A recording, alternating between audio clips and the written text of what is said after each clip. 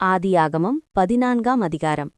சினியாரின் ராஜாவாகிய அம்ராபேலும் ஏலாசாரின் ராஜாவாகிய அரியோகும் ஏலாமின் ராஜாவாகிய கெதர்லா கோமேரும் ஜாதிகளின் ராஜாவாகிய திதியாலும் இருந்த நாட்களில் அவர்கள் சோதோமின் ராஜாவாகிய பேராவோடும் கொமோராவின் ராஜாவாகிய பிர்சாவோடும் அத்மாவின் ராஜாவாகிய சினியாவோடும் செபோயீமின் ராஜாவாகிய செமேபரோடும் சோவார் என்னும் பேலாவின் ராஜாவோடும் யுத்தம் பண்ணினார்கள். இவர்கள் எல்லாரும் உப்புக்கடலாகிய சித்திம் பள்ளத்தாக்கிலே கூடினார்கள். இவர்கள் 12 வருஷம் கெதர்லா கோமேரை சேவித்து 13ஆம் வருஷத்திலே கலகம் பண்ணினார்கள். 14ஆம் வருஷத்திலே கெதர்லா கோமேரும் அவனோடே கூடியிருந்த ராஜாக்களும் வந்து அஸ்தரோத் கர்னாயிமிலே இருந்த ரெப்பாயிமியரையும் காமிலே இருந்த சூசிமியரையும் சாவே கீரியத் தாயிமிலே இருந்த ஏமியரையும் சேயீர் மலைகளில் இருந்த ஓரியரையும் வனாந்தரத்துக்கு அருகான எல்பாரான் மட்டும் முறியடித்து திரும்பி காதீஸ் என்னும் என்மிஸ்பாத்துக்கு வந்து அமலேக்கியருடைய நாடனைத்தையும் அத்சாத்சோன் தாமாரிலே குடியிருந்த எமோரியரையும் கூட சங்கரித்தார்கள்.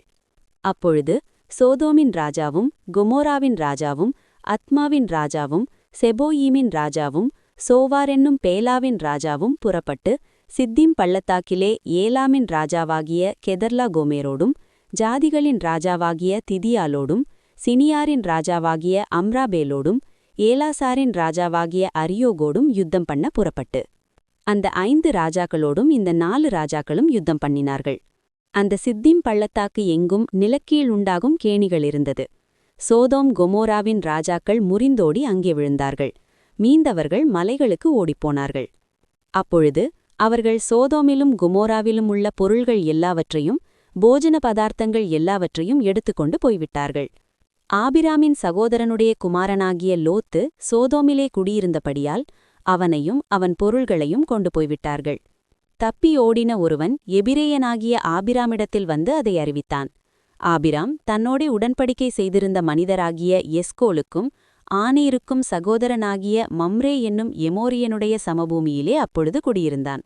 தன் சகோதரன் சிறையாக கொண்டு போகப்பட்டதை ஆபிராம் கேள்விப்பட்டபோது அவன் தன் வீட்டிலே பிறந்த கைப்படிந்தவர்களாகிய 318 ஆட்களுக்கும் ஆயுதம் தரிப்பித்து தான் என்னும் ஊர் மட்டும் அவர்களைத் தொடர்ந்து ராக்காலத்திலே அவனும் அவன் வேலைக்காரரும் பிரிந்து பவிஞ்சுகளாய் அவர்கள் மேல் விழுந்து அவர்களை முறியடித்து தமசுக்குவிற்கு இடதுபுறமான ஓபா மட்டும் துரத்தினான். சகல பொருள்களையும் திருப்பிக் கொண்டு வந்தான். தன் சகோதரனாகிய லோத்தையும் அவனுடைய பொருள்களையும் ஸ்திரீகளையும் ஜனங்களையும் திருப்பிக் கொண்டு வந்தான். அவன் கெதர்லா கோமேரையும் அவனோட இருந்த ராஜாக்களையும் முறியடித்து திரும்பி வருகிறபோது சோதோமின் ராஜா புறப்பட்டு ராஜாவின் பள்ளத்தாக்கு என்னும் சாவை பள்ளத்தாக்கு மட்டும் அவனுக்கு எதிர்கொண்டு போனான்.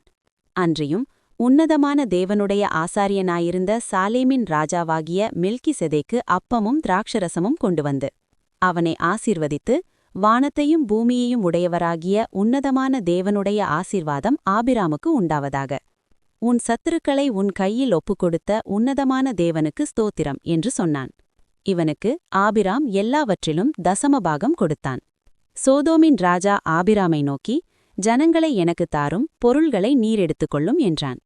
அதற்கு ஆபிராம் சோதோமின் ராஜாவை பார்த்து, ஆபிராமை ஐஸ்வர்யவானாக்கினேன் என்று நீர் சொல்லாதபடிக்கு நான் ஒரு சரட்டையாகிலும் பாதரட்சையின் வாரையாகிலும் உமக்கு உண்டானவைகளில் யாதொன்றையாகிலும் எடுத்துக்கொள்ளவேன் என்று வானத்தையும் பூமியையும் உடையவராகிய உன்னதமான தேவனாகிய கர்த்தருக்கு நேராக என் கையை உயர்த்துகிறேன். வாலிபர் சாப்பிட்டது போக என்னுடனே வந்த ஆனேர் எஸ்கோல் மம்ரே என்னும் புருஷருடைய பங்கு மாத்திரமே வரவேண்டும்.